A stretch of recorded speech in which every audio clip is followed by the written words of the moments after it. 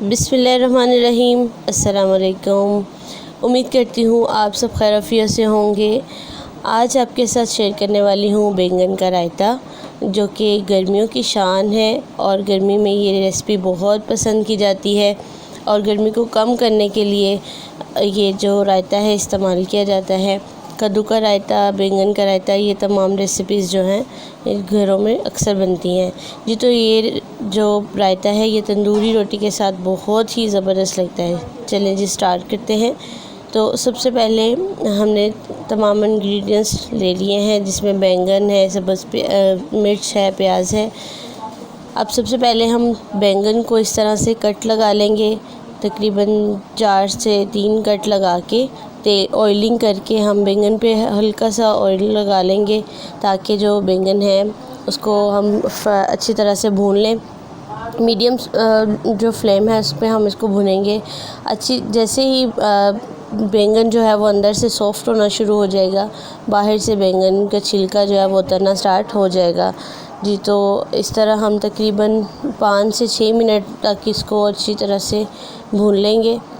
धीमी आंच पे भुनेंगे और साथ साथ इसकी साइड चेंज करते जाएंगे जी। तो देखिए अब बैंगन का जो कलर है, बैंगन अंदर से सॉफ़्ट होना शुरू हो गया है और बैंगन जो है वो बिल्कुल छिलका छोड़ना शुरू हो गया है।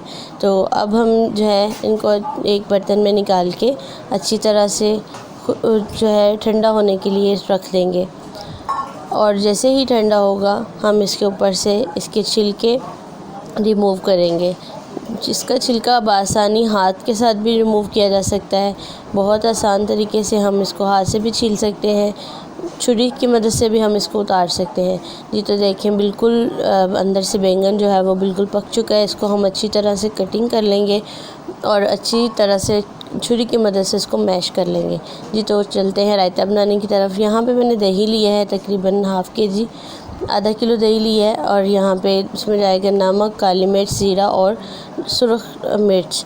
इन चारों चीज़ों को हम डाल के दही के अंदर अच्छी तरह से मिक्स कर लेंगे।